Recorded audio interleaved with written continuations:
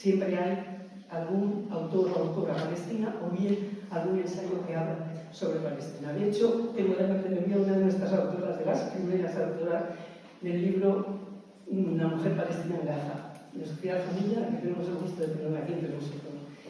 Y desde la poesía Mahmoud Darwish, un amigo que no me acuerdo de su nombre, Mori Barghouti, Fadwa Tuqan, dentro de una antología narrativa de nuevo Darwish, un maravilloso libro de memoria para el olvido, y ensayos de todo tipo, y en la última, digamos que en los últimos años incluso se ha acelerado el proceso, a lo mejor, dada la situación especial que estamos viviendo, esta situación tremenda en este último año, en los 2 últimos años, hemos quizá acelerado incluso la publicación de textos relativos a Palestina y sobre todo a Gaza. De hecho, en la colección de cocina tenemos un libro que son Las cocinas de Gaza y que se ha convertido realmente en estos momentos, sería como, digamos, como un resto arqueológico. Ninguna de las recetas que aparecen en el texto, ninguna en estos momentos puede hacerla ninguna mujer ni hombre de Gaza. Y eso es tremendo, pero se ha convertido como en un testimonio de lo que fue y que en estos momentos está totalmente destruido. Y también hemos rescatado quizá a los 2 únicos poetas que están por ahora, creo que publicados, gazatíes, que son Mosa Abu Toha, Cosas que tal vez hay ocultas en mi oído, y Nasser Rabah, este es el último Gaza, el poema hizo su parte. Con esto, bien, simplemente quería un poco, digamos, situar el acto en un contexto editorial en que sentimos, o sea, esa especie de rabia, digamos, incapacidad de cómo responder a lo que está sucediendo en estos momentos. Nuestra respuesta es publicar a las voces de ese espacio que está siendo destruido y de esas gentes que están siendo asesinadas todos los días. Y bueno, con esto paso a presentar voy a empezar por Rassam Malash, y digo voy a empezar porque ella, posiblemente algunos o muchos de vosotros no conocéis, mientras que a Teresa seguramente la conocéis más. Bien, Rassam Malash es periodista y escritora palestina, tiene un máster en estudios internacionales y doctorado de la escuela, de estudios árabes islámicos de la Universidad Autónoma de Madrid, y es corresponsal de varios canales árabes de televisión. Ella ha trabajado, además de Palestina, en Irak, Líbano y Turquía, es decir, que conoce todo un entorno próximo y a la vez importante en estos momentos. También es uno de los momentos, digamos, importantes. Aquí no ha vivido en Irán, que sería el sitio en estos momentos, bueno, pues está demasiado en el candelero. Ella va a conversar con Teresa. Ha leído el libro que, bueno, pues cuando estábamos preparándonos esto, dice que le ha parecido estupendo y que por eso lo va a transmitir, y le hará algunas de las preguntas que le ha sugerido la lectura del texto.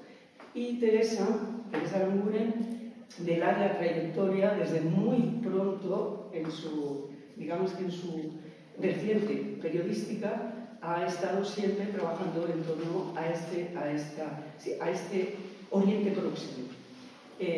Desde Mundo Obrero, pasando por Triunfo, intervino en su primera etapa y luego la televisión. Todo el mundo, creo que conocéis cuando fue corresponsal en Telemadrid, ha estado también en Televisión Española, etc. Y ahora, además de esa vertiente periodística, ha escrito varios libros. Entre los 4 libros sería el primero, que se ha reeditado en varias ocasiones. La última ha sido ¿no? Su editor está ahí. Sí, Bellas Artes de Cantabria, y este es el hilo de la memoria, ¿vale? Y es sobre Palestina, por supuesto. otro es Jerónimo Roto, siempre de Palestina, y los dos siguientes han sido, lo hemos publicado nosotros, el libro Contra el olvido, una memoria fotográfica de Palestina desde 1898 a la nada, 1948. Ese es coautora porque es un libro de fotografías que supongo que a lo mejor habéis tenido oportunidad de ver y que yo os aconsejo que lo veáis por lo menos, porque es un testimonio de que Palestina existía y existe. Y este último libro, ya de autoría única, que es la Palestina, la existencia negada. Y con esto, pero previamente, me vais a permitir, porque en todos los actos que hemos hecho desde que formamos parte del colectivo de Libros contra la Guerra, quedamos en que teníamos que leer un poema de Palestina en cualquier circunstancia. Entonces voy a leer justamente un poema de este poeta, Nasser Rabat, poeta que sigue viviendo en Gaza, sigue sobreviviendo en Gaza y del que es muy difícil conectar, a pesar de que se ha conseguido hacer incluso alguna entrevista a través de por WhatsApp. Pero para leerlo, un rato de gafas, me faltan las gafas. Esta sí la pasa. Sí, no traigo poder con las gafas. Es un libro que tenemos intención de presentarlo. Pero hasta ahora no ha habido oportunidad de ello, pero yo espero que a la vuelta del verano haya una presentación como se merece este libro de Nasser Rabat. Pues yo quiero estar. Muy bien, invito. Dice, patria fuera de servicio. El gimnasio está fuera de servicio. ¿A quién importa? No tengo tiempo para cuidar mi cuerpo frente a espejos hechos añicos. ¿Para qué? No hay cafés para lucirse un jueves, ni balcones por una tarde de domingo. La luz se va todas las tardes. Las bibliotecas se buscan a sí mismas entre las cenizas. No importa. Ningún libro conmueve mi corazón tras el libro de los tanques. La vida y yo. Un ciego de rodillas entrega un anillo de luz a una ciega. Lo que queda es la imaginación, un músculo incansable. La imaginación es el café de los extraños, los espejos del inconsciente, las bibliotecas de los cautivos. La imaginación es lo que nos queda para hacer una patria de la nada. 26 de junio de 2024.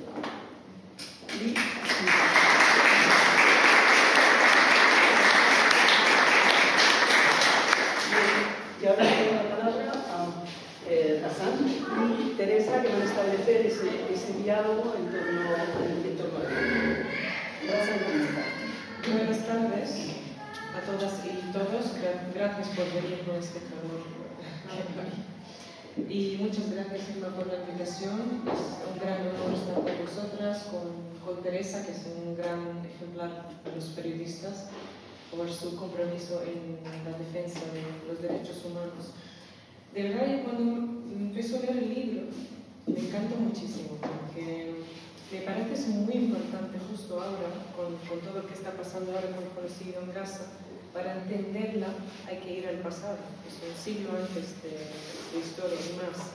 Entonces, para entender qué está pasando ahora, hay más de 55.000 personas fueron asesinados por Israel desde el inicio del genocidio. Ese número no es el final, las cifras pueden estar mucho más.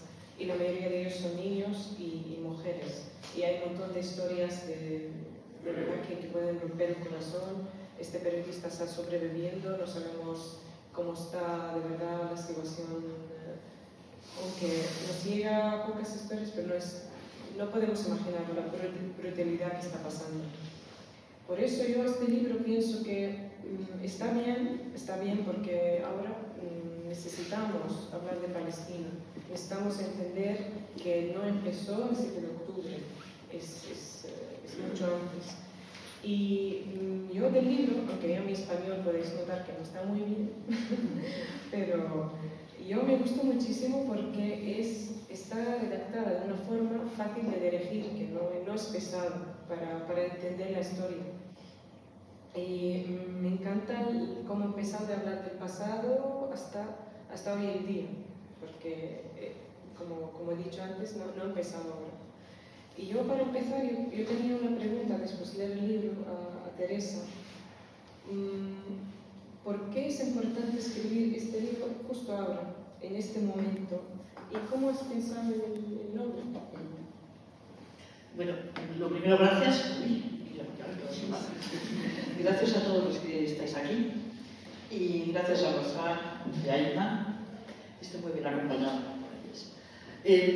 ¿Por qué este libro ahora? Pues podría haber escrito en otro momento, pero quizá creo que ahora estamos viviendo un momento de urgencia, de exigencia. Tenemos, no es la sensación, tenemos a veces el convencimiento, la certeza, porque los hechos nos lo demuestran, que Palestina está en riesgo de exterminio, en un grave riesgo de exterminio.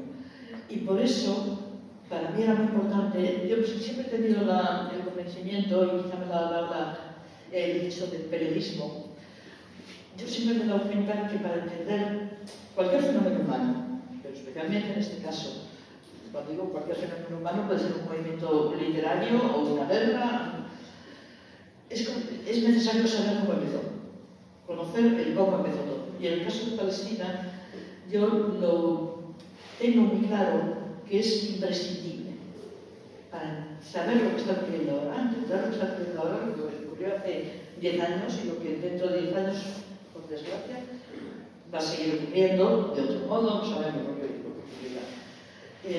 Entre otras cosas porque es una historia silenciada, borrada, manipulada. Todo lo ocurrido en Palestina desde que comienza esto que llamamos conflicto palestino-israelí, que es antiguo pero no es ancestral, no tiene que ver con la Biblia. Es importante decir eso porque la Biblia tiene mucho peso en nuestra cultura y especialmente en algunos ámbitos y se usa. Y el pensamiento sionista siempre ha utilizado la Biblia, aunque eran laicos los que lo iniciaron, pero lo han utilizado como reclamo. Entonces, este intento de borrar la existencia de Palestina ha estado presente desde el inicio, finales del 19, de hecho antiguo, pero no ancestral, y tenemos fecha de inicio, finales del 19 hasta ahora. Empieza con una negación, por eso la negación de la existencia del pueblo de Palestina. Y todos lo conocemos, el eslogan que fue la carta de presentación del movimiento sionista, es un eslogan del 19, y es muy eficaz porque todos lo conocemos. Eso es una muestra de su eficacia, que es una tierra sin pueblo para un pueblo sin tierra. Y ahí está, eso ha calado en la opinión pública de Occidente, y uno se pregunta cómo caló tan fácilmente, porque es una gran mentira. Y además es fácilmente constatable que es una mentira. Y yo solo leo un párrafo, que no sé si lo tenías tú también marcado, para mostrar hasta qué punto quienes tomaban decisiones y tenían capacidad de decidir, hablo de finales del 19 y comienzos del 20, lo sabían que era una mentira que Palestina era un espacio vacío. Me refiero al gobierno británico, del momento, hoy a los dirigentes sionistas. La gente de la calle no se podía tragar esa mentira, y de hecho se la tragaron y todavía sigue funcionando. Pero como muestra, no sé cuánto párrafo, os voy a leer un párrafo que está en el libro, que es de 1891. Está escrito por un judío ruso de Odessa, sionista de primera hora, que era el momento en el que el movimiento sionista empezaba a buscar adeptos entre las comunidades judías. El movimiento sionista, hay que decirlo, surge en Centro Europa, es estrictamente europeo. Los judíos de Oriente no participan en el proyecto. Luego los llevan, una vez creado el Estado de Israel. Pero la idea y el pensamiento sionista surge en Centro Europa y en la Rusia zarista. Parte de ahí. Y en ese primer momento necesitan adeptos, necesitan convencer a sus correligionarios, y no es nada fácil. Vete a decir, en esa época, un judío británico que se tenía que ir a Oriente. Entonces, este hombre, que firmaba como Ahad Khan, decide ir a visitar la tierra de, él dice, Israel, o sea, Palestina, a la que están diciendo que los judíos tienen que ir allí porque allí estarán seguros, construirán su Estado, todo será maravilloso. Ese era un poco el mensaje en ese momento. Entonces, él hace un viaje a Palestina y a la vuelta escribe un largo artículo, que es casi un ensayo, que se llama La verdad de la tierra de Israel. Tenemos la costumbre de creer, los que vivimos fuera de Israel, que allí la tierra es ahora casi completamente desértica, árida e incultivada, y que cualquiera que quiera adquirir tierras allí puede hacerlo sin ningún inconveniente. Pero la verdad es muy otra. En todo el país es difícil encontrar campos cultivables que no estén ya cultivados. Y así continúa describiendo. Hay otro párrafo que dice: si llegase el día en el que la implantación de nuestro pueblo en el país de Israel se desarrollase hasta el punto de que hicieran retroceder, aunque solo fuera un poquito, a la gente del país, esta gente no abandonaría tan fácilmente su país. Esto se ha escrito en 1891, pero no tuvo ningún peso, porque sabían que había un pueblo de Palestina. Claro que lo sabían. ¿Quiénes decidieron? Me voy a extender un poquito aquí, pues el origen. Tenemos que hablar un movimiento sionista, y como digo, es un movimiento estrictamente europeo. ¿Y por qué llega a triunfar, a tener éxito cuando realmente no está difícil? Porque encuentra la protección, la confluencia de intereses con la gran potencia colonial del momento, el Imperio Británico. ¿Me puede acercar un poquito más el micro? Vale, para la relación. Entonces, la confluencia con el Imperio Británico, no hubiera habido Estado de Israel sin el Imperio Británico. Esto es algo importante, ¿sabes? Se suele contar. Esta confluencia de intereses de dos fenómenos estrictamente europeos marca el destino del pueblo de Palestina. ¿Y por qué, pese a que sabían que allá había un pueblo, importa tan poco? Porque estamos en pleno pensamiento colonial. ¿Y por qué? ¿Qué importan los deseos, los pensamientos, las aspiraciones, el desarrollo de una población árabe si es un obstáculo para los intereses del Imperio Británico? Al Imperio Británico, ¿por qué le interesaba? Porque estaba en pleno proceso de expansión hacia el Oriente, el dominio colonial del Oriente, y le venía muy bien un enclave de europeos en el corazón del Oriente Próximo, Palestina, que además iban a ser europeos que dependerían del Imperio Británico para su existencia. Eso es lo que facilita el que, pese a que había datos de sobra para saber que aquello no era para nada una empresa fácil, que había un pueblo aquí, que a lo que se hacía en ese pueblo, enseguida deja de tener importancia frente al bien superior, que es la creación de ese enclave europeo en el corazón del Oriente Próximo, porque así se ve, y así se ven los propios sionistas, los judíos que van allí. Se ven como la vanguardia del Occidente, así se presentaban frente a Oriente, como un enclave occidental, y así se siguen viendo. Y así siguen actuando, como un enclave occidental en el corazón de Oriente.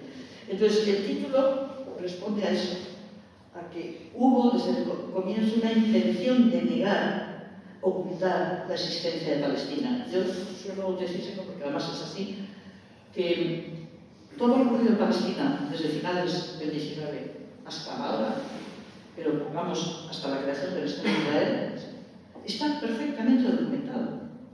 Es que lo tenemos todo documentado. Tenemos los censos de población, primero de los turcos, después de los británicos. Tenemos los registros de propiedad de la tierra. Tenemos los nombres, aquí figura en el libro, de las localidades destruidas en la Nakba. Los nombres de las fechas, nombres, lugares y de las milicias que llevaron a cabo las matanzas. Todo se sabe. Se sabe si se quiere saber. Porque, del mismo modo que está todo muy documentado, está todo muy eficazmente tapado. Y por eso yo considero imprescindible sacarlo a la luz, recordar que hay una Palestina que existía, que no se creó después, sino que existía y que fue destruida. Y se quiso destruir y anular, igual que ahora. Hay diferencias en el modo, pero el objetivo es que desaparezca la presencia palestina, que no exista la presencia del pueblo de Palestina en tierra palestina. Ese fue el objetivo del movimiento sionista desde el inicio.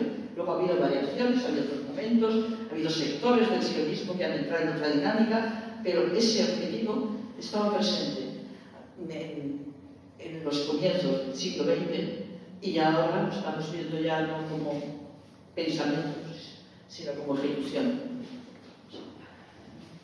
Qué bien que has hablado de la importancia de los documentos y los archivos que ya no existen, es algo que existe antes. Sí. Entonces, ¿qué valor tienen la memoria y los documentos históricos para la lucha palestina? ¿Cómo ayudan los libros, fotos, archivos que ya has visto citadas en tu libro?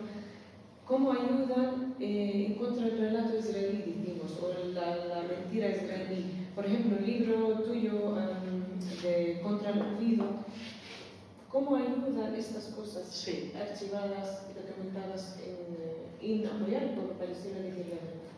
Sí, yo creo que la memoria siempre es importante, no somos nada sin memoria, los seres humanos. En el caso de Palestina, como es una memoria que ha querido borrarse, la memoria es siempre revolucionaria en el caso de Palestina. Y más lo mencionado, este libro, que es un libro colectivo, se llama Contra el Olvido, una memoria fotográfica de Palestina. Los que podáis buscarlo, porque está, ¿no? Porque tiene la fuerza que tiene la fotografía, que es como un acta notarial que no necesita argumentos. Entonces, ¿qué es lo que nos muestra este libro? Son fotografías que Sandra Barricado, mi amiga fotógrafa, y yo nos encargamos de buscar en Palestina con familias, de los álbumes familiares, familias, y luego a esto se añadió algunos de archivos de fotógrafos profesionales. Porque, curiosamente, la fotografía estaba muy desarrollada en Palestina a comienzos del siglo XX, mucho más de que aquí en España. Entonces había escuelas de fotografía. Había incluso, y eso lo tenemos en ese libro, una fotógrafa palestina profesional que tenía estudio en Haifa y en Jerusalén, y algunas de sus fotografías la incluimos en este libro. ¿Por qué digo esto? Porque son detalles que muestran que claro que existía una sociedad palestina que además estaba en desarrollo. No era muy diferente de cómo estaba la sociedad española a comienzos del siglo XX, o la griega, o la de Sur-Italia. Finalmente son sociedades de la cuenca del Mediterráneo. Y lo que tiene de valor este libro es que son fotografías familiares que vemos, por ejemplo, fiestas familiares, excursiones al monte, equipos de fútbol, equipos de baloncesto, procesiones. Me parece también mucho la presencia de los cristianos. Y simplemente viéndolos, uno ve un pueblo. Estaba ahí. Hasta las últimas fotografías pues son ya de semanas antes de que se produzca la conquista por parte de milicias israelíes, ¿no? De Haifa, por ejemplo, muchas provienen de Haifa. Entonces, este valor de la memoria, y yo creo que por lo menos todos los palestinos, las palestinas que yo conozco, lo tienen muy claro, que es reivindicar la memoria, es reivindicar que tú existes como pueblo. Y también de recordar el crimen, porque la memoria es muy importante desde el lado palestino. La memoria responde de los nervios a muchísimos israelíes. O sea, si tú preguntas por el origen, yo hay una pregunta que a veces un poco por fastidiar, muchas veces, incluso algún soldado que tiene un control, es preguntar, ¿y tú de dónde vienes? ¿O dónde has nacido? A lo mejor el soldado tiene 30 y tantos años así. Y entonces yo noto la incomodidad. Si habla en español ya lo tengo claro, casi siempre va a ser de Argentina. Entonces, pero es recordar que tú has llegado a esta tierra, no has nacido en esta tierra. Ahora la gran parte de la sociedad israelí ya son nacidos. Pero bueno, eso no le quita importancia a lo que estoy diciendo. Que la sociedad israelí es una sociedad implantada en una tierra, que es tierra árabe, en un entorno, que es un entorno árabe, y además está implantada con voluntad de ser una sociedad occidental o europea, lo que ellos se sentían y se siguen sintiendo básicamente representantes de Occidente. Ahora lo vemos clarísimo, no europeos, sino de Estados Unidos o del señor Trump, representantes de lo que representa señor Trump, ¿no? Es de verdad, yo la memoria que tú has dicho que es muy importante por los palestinos, porque a mí cuando estuve leyendo el libro he visto algo que me ha dado visión, que yo nací en Jerusalén pero vivía toda mi vida en Belén, que he visto el pueblo de mi abuelo en el distrito de Jerusalén. Ha puesto Teresa a todos los pueblos que estaban ahí, he visto el pueblo que era Saguamar, que normalmente es un pueblo que ya no existe ahora. Entonces me ha dado muchísima ilusión verlo aquí en español y he dicho a Teresa que me da muchísima ilusión verla porque yo nunca he visto este pueblo, pero siempre mi abuelo me ha dicho historias y siempre pintan como es el paraíso, ¿sabes? Como la tierra, los árboles, el olor, pero es como a 15 kilómetros de Belén, como está, sí. Pero para mi abuelo era el sitio suyo, ¿sabes? Que yo nunca he visto, pero siempre he pintado en mi cabeza esta memoria de mi abuelo, el que ha dicho Teresa que es muy importante los palestinos. Yo, por ejemplo, a Jaffa nunca he visto tampoco, pero siempre bebía la memoria de mis abuelos. Cuando van ahí me dicen naranjo de Jaffa, lo probamos. Y las excursiones que han tenido ellos de pequeños, el fin del curso, ¿no? de escuela. Pero sí, yo no he visto, pero bebía de la memoria de mis abuelos que descansan en paz ahora. Y es muy importante para los palestinos, a nosotros, en la diáspora, esta memoria, porque nos conecta con nuestra tierra, que gran parte que ya no podemos ver. Yo el mar no he visto hasta que tenía 18 años, porque yo en Cisjordania está todo cerrado, no tenemos conexión con Gaza a esa época, ¿no? Y seguimos sin contacto, claro. Y sí, veía el mar detrás de las historias de la gente mayor en Palestina, de mis abuelos, las tías de mi madre, que siempre hablan de Palestina ocupada de una forma que te deja como, ay, yo tengo envidia, quiero ir ahí, ¿no?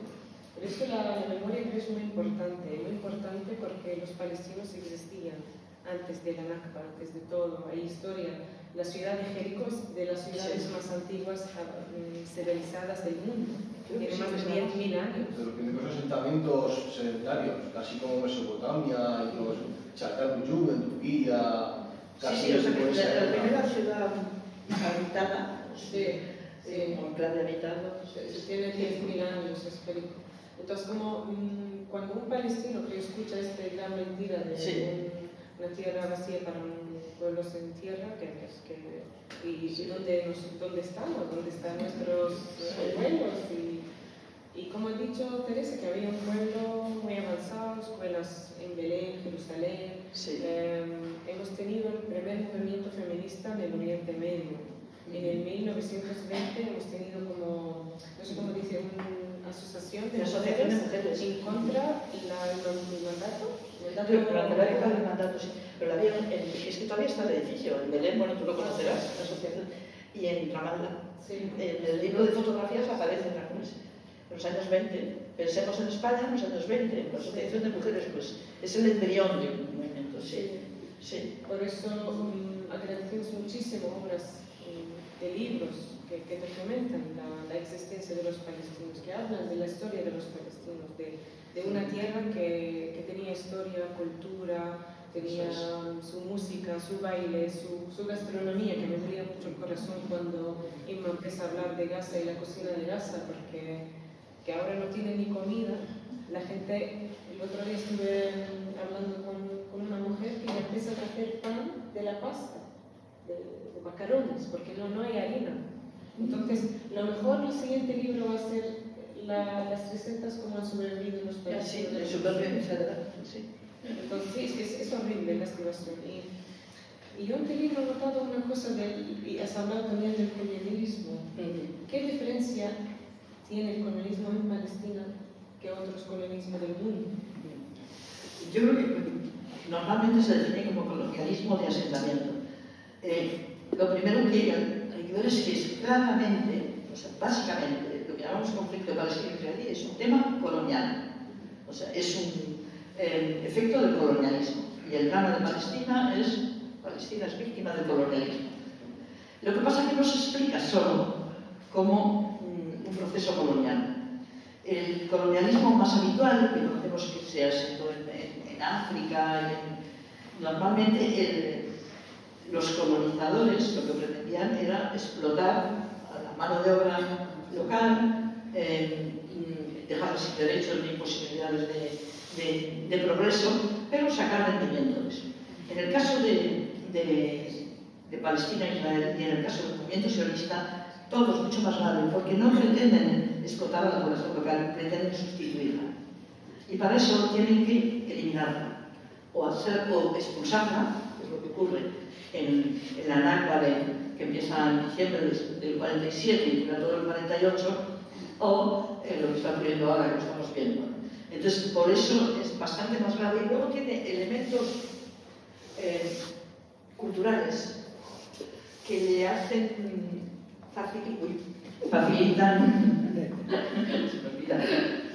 facilitan su aceptación en la opinión pública occidental. Y voy a mencionar uno que es el elemento bíblico.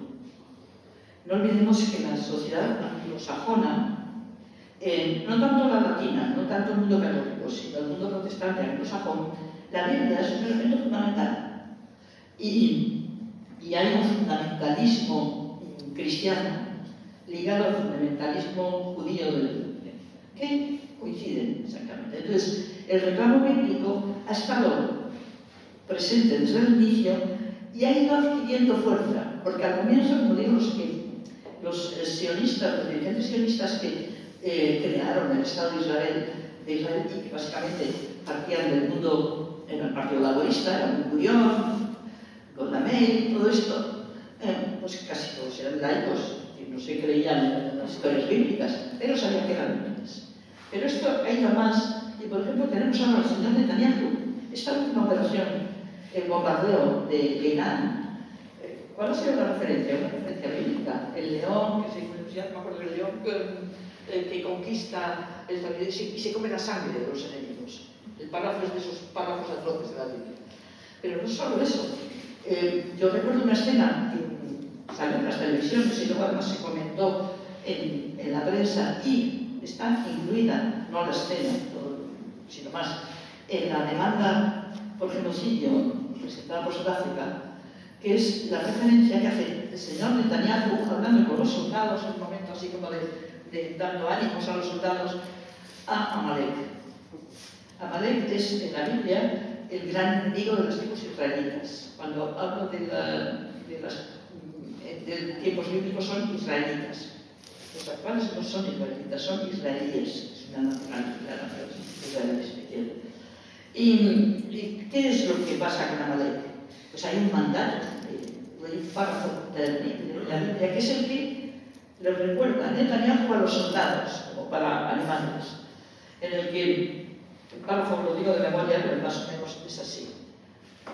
Y dice Yahvé: matad a los hombres, a las mujeres, a los ancianos, a los niños, a los bebés, a los neonatos, a los burros, a los camellos, a las vacas, a los pájaros. No dejéis con vida nada de lo que respira. Eso es un manual de genocidio. Pero claro, es un manual de genocidio de época histórico casi. Yo no estoy refiriéndome, acusando no, lo grave es que se está utilizando ahora como elemento justificatorio y funciona.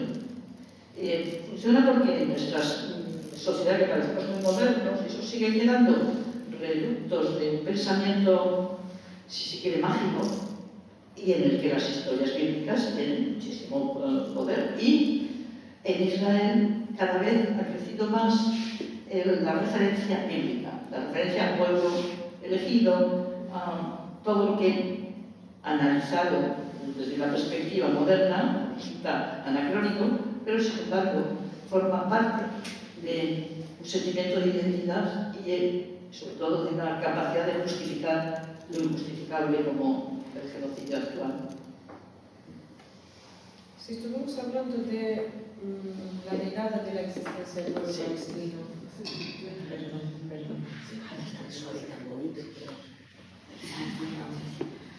¿Cómo ha negado el mundo occidental la existencia del pueblo palestino?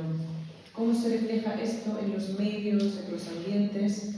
Y también, ¿qué responsabilidad tiene Europa en la situación de ahora? Yo creo que Europa tiene toda la responsabilidad. O sea, no un poquito de responsabilidad, la tiene de arriba a abajo.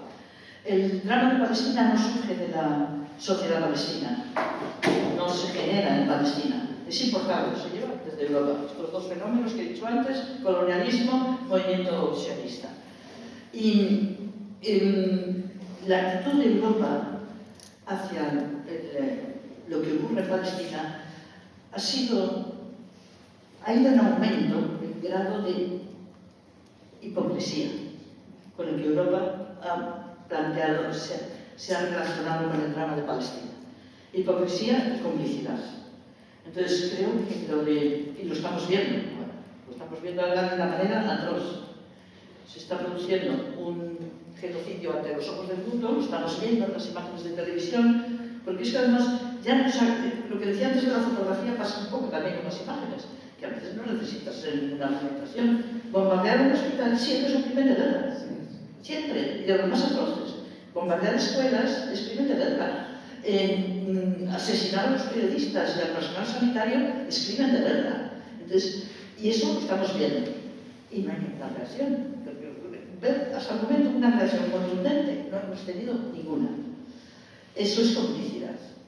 Y yo creo que los elementos por los que Europa ha intentado olvidar, diciendo, bueno, hay a veces declaraciones de políticos europeos en los años 60, 70, sí que ves que dices, no, si es verdad, esto es terrible.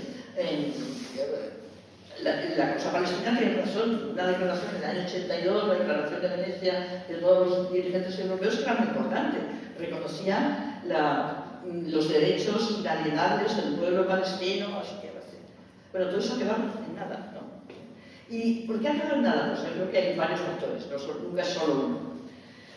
Por un lado, desde el punto de vista sociocultural, ¿por qué ha sido tan fácil que cuelen estas historias como de pueblo elegido, tierra prometida? Bueno, pues porque la mitología bíblica es la nuestra.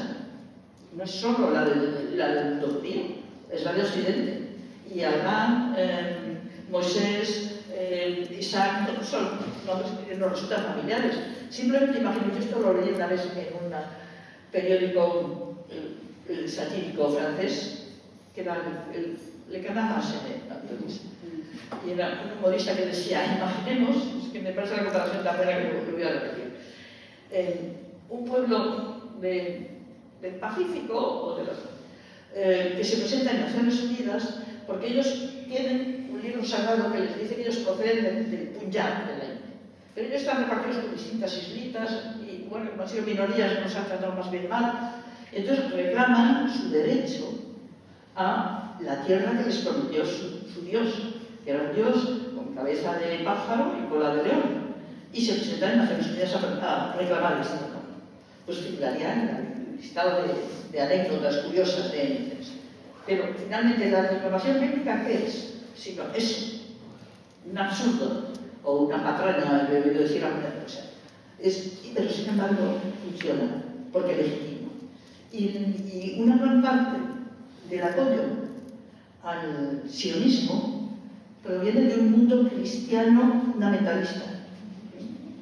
Por ejemplo, el Bush hijo pertenecía a ese mundo. O sea, se sentía un resucitado, un renacido. En todas las iglesias evangélicas que le dieron el voto al brasileño a Bolsonaro y a otros así, participan de eso y tienen una relación de admiración hacia Israel, total, porque cumple las profecías. Entonces hay ese elemento, no digo que sea el básico, pero es muy importante. El otro elemento es geoestratégico. De hecho, la ultraderecha en general, no solamente Trump, sino por ejemplo Polonia, también la ultraderecha fue ocupada y va pasada de ese cristianismo radical, conservador, pentecostal, que se llama en los libros, que aparecen los predicados antes presumiendo de fortuna, de riqueza, y dice, ¿dónde está la limosna? Mira, la ultraderecha que tú dices. Todos sabemos en Europa que la ultraderecha europea ha sido casi por definición antisemita. O sea, sabemos de los años 30 y ahora Israel es su modelo. Admiran Israel. Yo la explicación que suelo dar a esto es porque Israel representa la fuerza, el valor de la fuerza. Es el gran Sí, porque está financiando un movimiento de Estados Unidos. Ah, bueno, sí, eso también. Pero hablo de la gente que no está en los círculos de poder, sino la gente que se lo cree, sencillamente. ¿Ves? ¿Y por qué esta admiración por la gente de la ultraderecha europea, de todo, la alemana, la española? Pues porque Israel es el supermacho. Déjate de tonterías de derechos humanos, déjate de no sé qué, esto lo arreglo yo lanzando 3 bombas o entrando por los tanques. Entonces, esa utilización de la fuerza como única ley válida, en ese momento estamos ahora, forma parte del, digamos, panorama ideológico de no solo, ahora por desgracia no es solo de la ultraderecha, es lo que se está imponiendo ahora mismo en nuestro mundo europeo occidental. No sé si. De hecho, es que Espera un poquito, que nos vamos a quedar en conversación y yo. Luego. Lo siento, Yo creo que sí, de verdad, Israel teniendo todo el apoyo del mundo, no solo en Estados Unidos, en Europa, sino todo el mundo. Un criminal de guerra como Netanyahu está viajando y tiene un orden de ¿cómo se llama? La orden, por la palabra. Y sigue volando sin problema, sigue operando, ha empezado una guerra, provocado una guerra con Irán y luego Estados Unidos entraron en la guerra. Es como, viendo todo esto, yo no sé, yo no veo casi esperanza, ¿sabes? Como un mundo que estamos hablando siempre de los valores humanos, los derechos humanos, y en Europa, en general, el nivel de conciencia de la gente está bien. Está bien, la gente sale a manifestar, de verdad, y están participando en el movimiento de boicot, que es muy importante, porque es lo mínimo que podemos hacer desde fuera, ¿no? Pero también yo creo que Israel ha sido siempre muy listos en manipular el mundo, ¿no? Controlar los medios, los periodistas, los libros, porque sí, el relato es el favor de Palestina, ¿no? Todo el archivo, toda la memoria, todo, pero siempre han podido manipular todo con la televisión, Netflix, tú miras cualquier película, tonta, lo que sea, una serie, siempre hay mencionado de un judío bueno, un judío listo, siempre han pintado en la cabeza nuestra eso. Y yo como palestina, para ser clara, yo no tengo problema con los judíos, porque tenemos judíos palestinos y no tenemos problema con ellos, viven en la ciudad de Nablus, el norte, y son palestinos como yo. En Palestina, cristianos, musulmanes y pocos judíos que estaban antes, no tenemos problema con vivir. Esa es la cosa bonita de la ciudad palestina. Entonces nuestra lucha no es en contra de los judíos, es en contra del zionismo, que puede ser uno de, no sé de qué país árabe, no quiero nombrar. El zionismo es un movimiento colonial, como Teresa mencionaba. Entonces, yo creo que eran muy listos como han utilizado Hollywood, ¿no? Utilizaron las películas, han pintado este papel de víctimas, ¿no? Que todo el mundo ya siente este culpa, ¿no? En el mundo, porque mira los alemanes, es increíble qué está pasando en Alemania, no puedes ni criticar, ¿sabes? Si criticas puedes perder tu trabajo, como los compañeros periodistas ahí. Y siempre usan, yo he tenido un amigo periodista en Alemania, alemán, rubio normal alemán, que de origen ni turco ni árabe, y que me ha dicho que si tú escribes cualquier cosa que quieres contar de Gaza, que es una cosa de verdad, que puedes encontrar antisemita. La acusación de antisemitismo. Entonces, ¿cómo a los periodistas que quieren escribir o a los escritores que quieren escribir esto, cómo pueden hacer esto con claridad, sin miedo a esta acusación? ¿Cómo se pueden hacer? Sí, bueno, yo creo que ese es un factor importantísimo para explicar la actitud occidental. La mala conciencia europea por el exterminio de judíos europeos durante el nazismo, y eso en Alemania está sirviendo de excusa. Yo creo que es una excusa, creo que no se lo creen, pero creo que lo están usando de excusa para mantener una represión atroz, que estamos en Europa, de manifestaciones pro-palestinas, de un periodista que escriba algo de lo que está ocurriendo en Gaza, de documentales El año pasado fue cuando una autora palestina, Adania Sette, sí, en la feria del libro de Frankfurt le da el libro elegido como un detalle menor, me parece, sí, un detalle menor, un librito así, pero impresionante. Bueno, pues decidieron suspenderlo, porque en ese librito que se cuenta una historia de la Nakba, algo que ocurrió en el 48, además está basado en algo real y además es un detalle, ocurrieron cosas mucho peores, y lo prohibieron. Desapareció, dejó de serlo, ya no estuvo como el libro más importante de la feria de Frankfurt, y hay muchos otros casos así, que dan, porque lo que está ocurriendo en casa nos está siendo como un espejo que nos devuelve la imagen de lo que somos, y de lo que engañados que podemos estar con respecto a esta idea de que no, en Europa somos libres, en Europa podemos hacer, podemos decir, podemos no. Yo tengo que decir que vosotros vivimos en España. O sea, hay una enorme diferencia entre lo que podemos, esto que estamos haciendo ahora aquí, en Alemania lo tendríamos muy difícil. Y todo lo que yo he dicho, pues estaría acusada de antisemita y me habríamos demandado en algún juzgado. Y eso es importante tenerlo en cuenta. Pero eso no exime de momento. Intentemos que el momento sea rápido.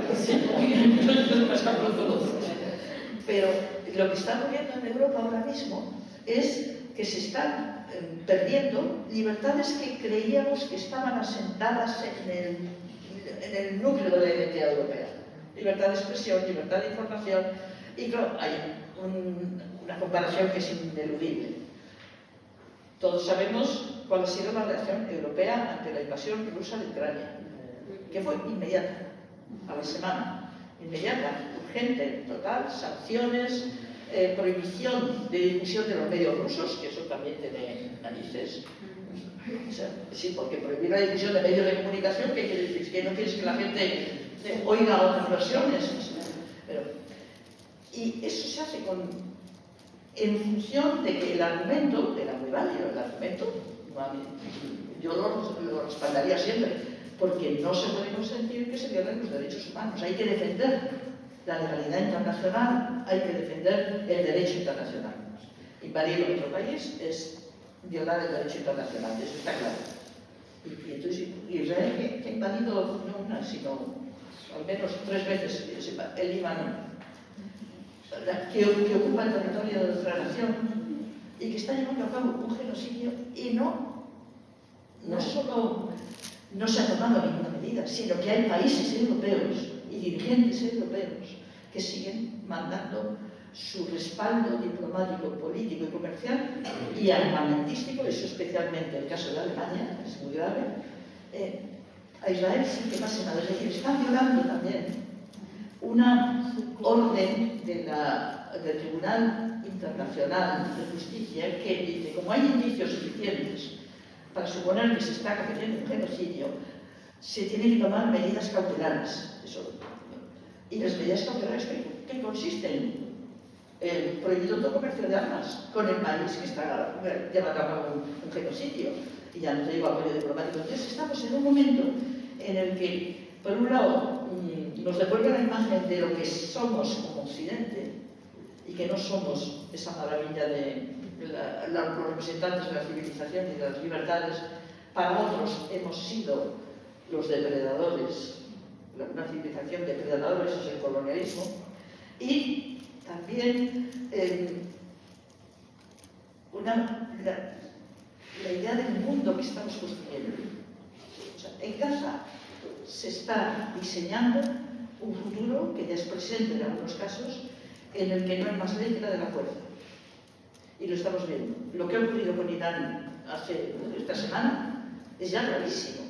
Pero ¿qué tenemos? A todos los líderes europeos, los representantes de la OTAN daban vergüenza el otro día. Todos justificando, felicitando al señor Trump por haber atacado a un país. Sin más. Sabiendo, por otro lado, que la excusa, lo mismo que en el caso de Irán, es falsa. Porque saben que es falsa. la Agencia de la Energía Atómica no ha hecho ninguna prueba de que esté. Llevan desde el año 92, Israel lleva desde el año 92 anunciando que en 2 semanas o quizá en un mes Irán va a tener una bomba atómica. En el año 93 se vuelve a decir lo mismo, y en el 2000 lo mismo, pero ahora ha funcionado, porque ha funcionado de una manera evidente, porque estamos normalizando el que no exista ningún límite a la barbarie, a la ley de la fuerza. Y en ese sentido creo que Gaza es lo más atroz que nos podemos imaginar, y los que lo están sufriendo es el pueblo de Palestina. No solo en Gaza, no hemos dicho nada de Cisjordania, pero está el pueblo de Gaza, que no puedes por menos pero que eso repercute en nuestro mundo. El mundo que estamos prefigurando, pues es bastante atroz. Bastante atroz. Están redefiniendo y están reescribiendo todo lo que es Oriente Medio. Sí, Todo lo que fueron los convenios que se hicieron, Silke, Picot y todo esto, sí, se han ido al carajo. Y han sí, redefinido todas las definiciones de las fronteras que se hicieron, ahora se están ahí. sí, mira, 2 semanas antes del ataque de Hamas, porque claro, es importante también, no lo hemos dicho, pero recordar la historia es porque el discurso parece ser que es que todo empezó el 7 de octubre de 2023. Todos sabemos que no es así, pero cuando, por ejemplo, lo dijo el secretario general de Naciones Unidas, que dijo la obviedad, bueno, señores, el conflicto no empieza, y entonces que acusado de antisemitismo por el gobierno israelí. Netanyahu le declaró persona non grata, se pidió su cese inmediato, y es el secretario general de Naciones Unidas, o sea que imaginaros un propio así. Entonces, creo que no, lo que iba a decir, 2 semanas antes del ataque de Hamas, en sede de Naciones Unidas, el señor Netanyahu salió, enseñó 2 mapas, ya lo había hecho un año antes, pero esta vez es que recuerdo, sobre el nuevo Middle East. Y el nuevo Middle East no existía la palabra Palestina, no había territorio palestino, todo era Israel en el nuevo Middle East, enseñado en sede de Naciones Unidas. O sea que sí, se está diseñando algo con una complicidad directa de Estados Unidos y una complicidad no tan directa de parte de Europa. Eso está bien, también, porque ante lo que ha contado Alemania, Vamos a ver. Luego vamos a tener un poco de economía. Vamos a visitar. Sí, Razan Sí, tiene... para no prolongar más, tengo 3 puntos. La primera que he visto en el libro, que algo me gustó como periodista, que Teresa ha dedicado su libro a los periodistas que fueron asesinados en Gaza, y ese fue en abril. 25 eran 200, ahora son mucho más. Por desgracia, hay un montón de compañeros periodistas en Gaza sus vidas están en peligro, se mueren junto con toda su familia, se eliminan toda la familia, todo el edificio. Porque no son muertes en un bombardeo indiscriminado, son selectivas. Es decir, que lo que se busca es el domicilio del periodista, a veces después de que haya hecho una conexión, y cuando va a casa, bombardean el edificio y matan al periodista y a toda la familia. Y es muy fuerte porque gracias a ellas y ellos nos enteran qué está pasando. Y nos entera qué está pasando porque están haciendo un trabajo tremendo de la calle, sin que están comiendo, sin ver su familia un montón de meses. Y compañeros que de verdad tienen la cara ahora como han perdido 20-30 kilos de peso, que están pasando también la hambruna. Entonces, como no solo matan a ellos y bombardean, no, es que sobreviven y mueren de hambre, de falta de medicina, de comida, de todo. Hay solo 6 hospitales de 36 hospitales de Gaza y que están funcionando parcialmente. Todos están dañados. Y no entran nada de medicina. Hay gente que están operando, médicos operando sin anestesia. Es brutalidad que está pasando. Por eso, gracias a los compañeros periodistas ahí que nos llegan qué está pasando. Que son ellos, tampoco nos permiten entrar a Gaza. No permiten a ninguna persona Sí, en esto yo quiero decir algo. Esto es una práctica habitual del ejército israelí. Lo que pasa es que ahora, el cerrar, yo recuerdo el año 2002, hubo una operación terrible en Cisjordania, que el ejército israelí volvió a entrar en las ciudades de Cisjordania, las invadió de nuevo y cerró, lo declaró zona militar cerrada, y no se podía entrar ni medios de comunicación, por supuesto, ni prensa, pero tampoco organizaciones humanitarias, ni la Cruz Roja, ni el cuerpo diplomático, estaban totalmente selladas las ciudades, en 2012. Y entonces el único medio, yo recuerdo que el medio, tengo familias amigas en Ramallah, era comunicarte por el móvil. El móvil entonces servía para hablar, no era una cámara. Recuerdo, por ejemplo, unos amigos de Ramallah que me cuentan, yo les pregunto, ¿cómo estáis? ¿Qué está pasando? Y dicen, mira, desde el balcón de casa podemos ver a dos chicos jóvenes desangrándose en medio de la calle. Hemos intentado ir a socorrerlos y los francotiradores del ejército israelí nos disparan y acabamos de ver cómo han matado a una enfermera que ha ido con el uniforme de enfermera pensando que le protegía a socorrerlos. Y yo recuerdo haber pensado, qué terrible. Y bueno, yo lo intenté comprar, pero lo cuentas de palabra. Y todos sabemos el impacto que tiene una imagen, una secuencia vista, y el mucho menor impacto que tienen las palabras. Entonces, lo nuevo de ahora, que han intentado hacerlo de siempre, han cerrado la entrada. Es una cuestión técnica.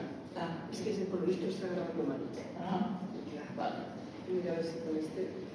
Bueno, Acércate por la boca. ahora mismo el intento por parte del ejército israelí es lo mismo. La zona en la que no puede entrar nadie y no pueden entrar medios de comunicación. Pero los avances tecnológicos ya no les permiten ocultar de la misma manera que antes. Entonces, por eso mismo estamos viendo lo que ocurre. Lo estamos viendo gracias a que el avance de los móviles y gracias al valor de los periodistas y las periodistas palestinos que están dejándose la vida por contar lo que pasa, o sea, porque transmitiendo lo que ocurre. Y como, pues existe el móvil que es cámara fotográfica y cámara de vídeo y todo.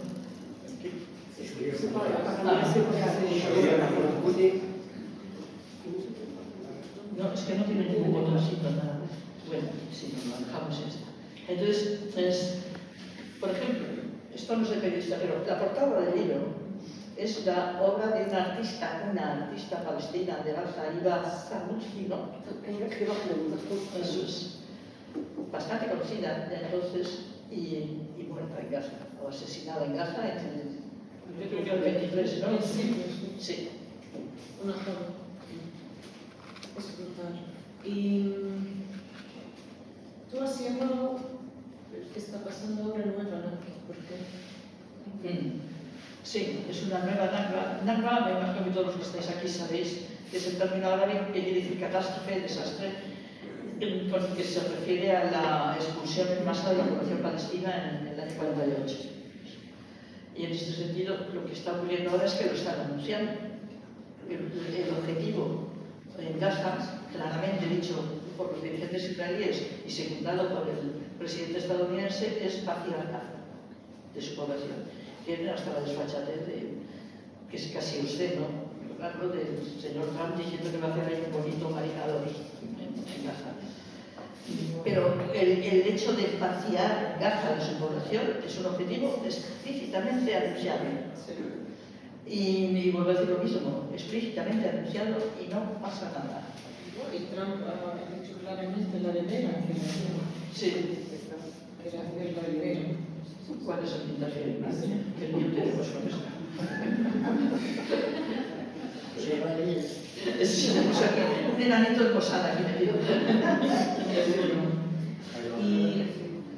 Y con toda esta oscuridad, porque de verdad la historia es muy oscura, muy triste, la realidad es muy triste, muy negra con todo la sangre que vemos en Gaza y Cisjordania, porque por cierto, hoy Israel ha matado 6 en Cisjordania y ya no escuchamos bien las noticias, porque cuando hacen otros movimientos ya en Gaza empiezan a hablar, ya 120 fueron asesinados, o no, muertos, porque dicen siempre muertos, que a mí no son muertos, son asesinados.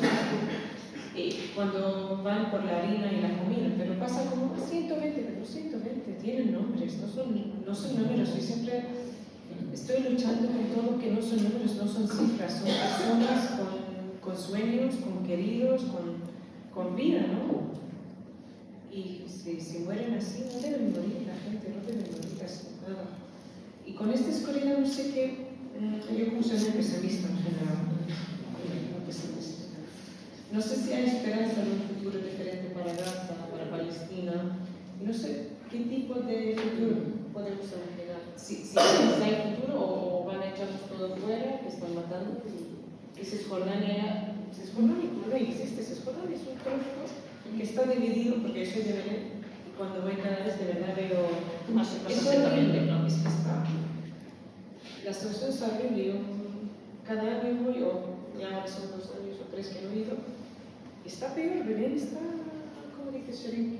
Sí, restringido, rodeado. Yo recuerdo Belén hace 30 años, más grande, pero que está pasando ahora con el muro, con el asentamiento, que justo han aprobado, Netanyahu, criminal, han aprobado 22 asentamientos nuevos. Es el número más alto desde el 2000. Es como el número más alto de asentamientos de Cisjordania. Entonces, no sé, yo para mí, como palestino, el futuro no veo futuro, porque ¿qué país estamos hablando? ¿Qué estado estamos hablando? Un estado dividido, roto, con necesidades especiales para sobrevivir, sin soberanía, sin frontera, con Gaza y Cisjordania sin conexión, con destrucciones tremendas en Gaza. ¿Qué futuro nos tenemos? La verdad es que es muy difícil. A mí, lo comentaba antes, me han gustado mucho los 2 últimos capítulos del libro, porque ¿cómo cierras esto? ¿Cómo le pones el punto final al libro? Evidentemente es un punto final y no es punto final, pero es difícil. Yo creo que tú has mencionado lo de Cisjordania y esto lo saco en el libro. Están hablando abiertamente en Gaza de paz y Cisjordania de anexionarse. Y cuando digo están hablando son los miembros del gobierno israelí, no en todas las sociedades puede haber un loco que no, los dirigentes políticos. Entonces, pero es donde aparece un problema claro del concepto de la identidad israelí y del concepto de Estado-Unión. Porque si te quieres anexionar Cisjordania, como se quieren y pretenden anexionarse, tienen 2 vías. Una, porque la quieren sin gente, lo mismo que en el 48. Las órdenes en el 48 eran conquistar el máximo de territorio con el mínimo de habitantes. Por eso había que vaciar el territorio de su gente. Entonces, si te anexionas Cisjordania, ahora que deben ser en torno a casi 3 millones de población, con su población, eso afecta demográficamente a la sociedad israelí y al concepto de Estado judío. Con lo cual, ¿cuál es la visión? O haces una nueva expulsión en Cisjordania, pero eso parece que de momento es más difícil. En Gaza lo tienen, pero en Cisjordania parece que es más difícil. Bueno, no sé, ¿cuál es la salida? Aparte, ¿qué es lo que hay ahora mismo? Entonces, te anexionas Cisjordania, pero la población palestina de Cisjordania carece de derechos, que es como está ahora. Y instauras ya de un modo sistemático un régimen de apartheid. En lo que, si te lo has anexionado, sería Israel.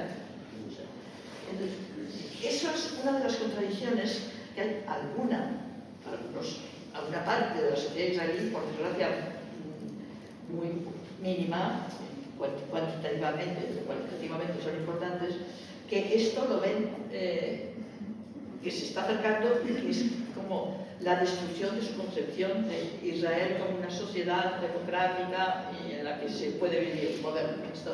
Normalmente a mí muchas veces sale la palabra Israel es la única democracia del mundo y todo. Y yo ahí suelo argumentar que sí, vale, podemos decir que es la única democracia del mundo si admitimos que la Sudáfrica de la apartheid era también un sistema democrático. Porque es verdad, hay libertad de prensa, hay partidos políticos para la población judía israelí. no para.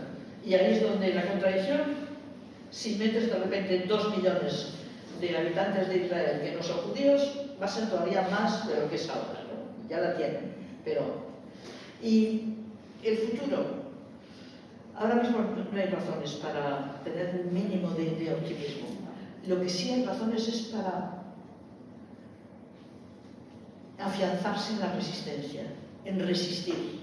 Hay algo que Israel ha perdido, y eso sí que es bastante evidente, es el relato. O sea, yo, como llevo mucho tiempo como hablando de estos temas, recuerdo lo difícil que era en los años 80, y yo estuve en la invasión del Líbano, transmitir quién era el agresor y quién era la víctima. Y la necesidad constantemente de explicar y de rebatir determinadas ideas y no sé qué. Ahora para la mayoría de la gente es evidente, ya no necesita que se lo expliques, ya ven quién es el agresor. Y en ese sentido, creo que es importante mantenerse en no renunciar, por ejemplo, a la memoria. A lo mejor la anexión a Cisjordania, es muy posible. Bueno, pero la población de Cisjordania va a seguir estando ahí y siendo el testimonio del crimen. O sea, no quedan muchas más alternativas ahora mismo. Luego la historia es larga y no sabemos los giros que puede haber, ¿no? No quiere decir que este momento tan negro que estamos viviendo en general, no solo en relación con Palestina, sino en Europa, pues vaya a durar eternamente. Es de esperar que esto también provoque una... Desde el punto de vista palestino, claro, esto conlleva que los derechos como pueblo están siendo aplastados y van a seguir siendo aplastados. Pero por lo menos que quede una denuncia. Yo no soy capaz de dar una receta ni decir por dónde se puede parar esto, ¿no? Bueno, se puede parar, sí sé cómo, con sanciones, con presiones y eso sí. Pero en este momento vivimos en un desequilibrio de fuerzas tan brutal que no parece muy próximo un cambio de actitud, por ejemplo, de Europa. Eso sería importantísimo. Europa podría cambiar, podría hacer que girase si en Europa hubiera realmente una decisión de actuar como se actuó frente a Sudáfrica. Y recordar el ejemplo sudafricano, quizá los más jóvenes no lo tenéis tan claro, pero Sudáfrica parecía inamovible. Y el apartheid sudafricano parecía inamovible. ¿Y cómo se derrumbó aquello? Pues una confluencia de lucha interna, estaba el Partido del Congreso, Nelson Mandela en la cárcel, todo eso, y luego una actitud unánime de la comunidad internacional de boicot, en todos los sentidos, diplomático, cultural, deportivo, y Sudáfrica cayó mucho más rápidamente de lo que se pensaba. En ese sentido, yo creo que Israel también cambiaría mucho más rápidamente de lo que pensaba si hubieran sanciones, si empezase a pagar un precio por su política. Y yo lo menciono en el libro, al día siguiente del ataque de Hamas, cuando todo en Israel era acabar con Gaza, funcionaba el muro de los 40 bebés decapitados y todo. Por cierto, si usan el término 40 es un número muy bíblico. Los 40 días en el desierto, las 40 vírgenes, o sea, las cosas tienen una puntada sin hilo.